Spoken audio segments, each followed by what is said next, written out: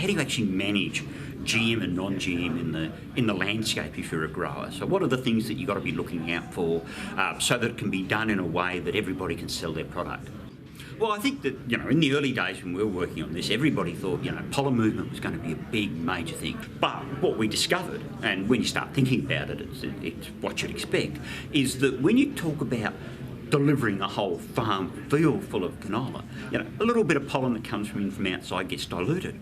So long as you've got a receival standard that accepts a very small amount, then you can do it quite comfortably. You don't really have to worry too much about what your neighbour's doing. Of course, there are some things, if you want to do it, that you can reduce your risk further if that's how you feel like you want to farm. So pollen movement was a big one.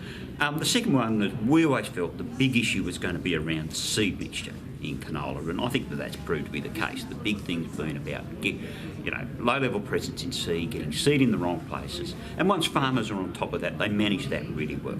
You said that it only took 2 years then to get volunteers out of crops, so there is a possibility of people going GM and then back to non-GM? Well, I think that's another bit of what our work showed. So we knew that if you left canola seed on the surface, as most of our farmers do because they're no-till, that it disappears very quickly, mostly through failed germination. So it'll germinate on summer rains and disappear.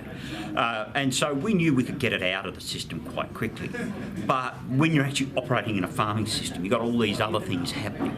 And so what we really wanted to know was, well, when farmers were doing what farmers normally do, how long does it take for canola seed to disappear out of the system? And basically by the third year, it's gone.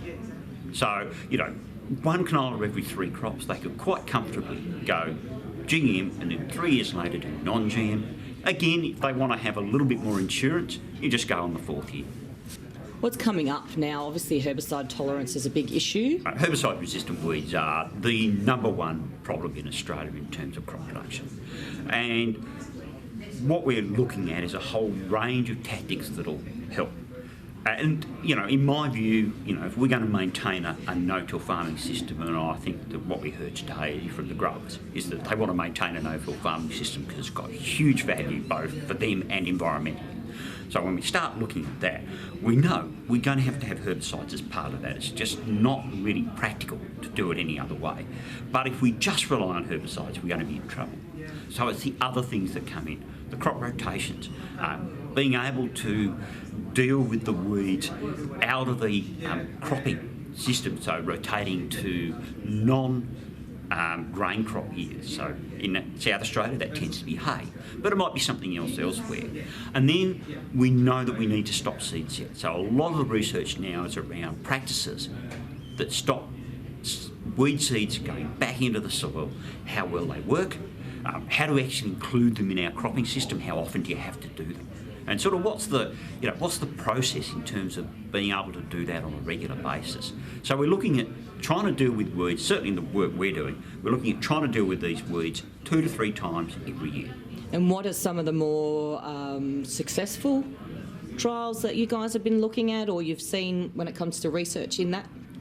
Oh, well, some of the things that we've really focused on have been looking in the areas where weed management's proving difficult. So we've got this sort of medium rainfall zone where the guys are, with the techniques they've got, are more or less on top of it.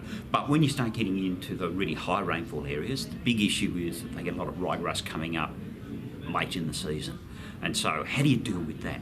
And then you've got the other side where you've got the really low rainfall areas where brome grass is the problem. So that's where we're focusing now, is on those sorts of problems and how do we manage those. We've had a big success over ryegrass in these high rainfall areas, and it's been built around how do you deal with your pre-emergent herbicide. So that's the only herbicides we've got left for ryegrass in cereals. So what do you do? And we've been looking at things like Sakura plus Avedex. We've been looking at things like Sakura followed by Boxer Gold in crop as an early post-emergent. Now they're expensive, but what they actually do is that they can give you almost season-long control of ryegrass through the crop, which means that you don't have to do anything else in the wheat crop. Of course, when you come to your rotational crop, then you've really got to work on the ryegrass. So we can hold the line in wheat, we need to run it down in the other crops.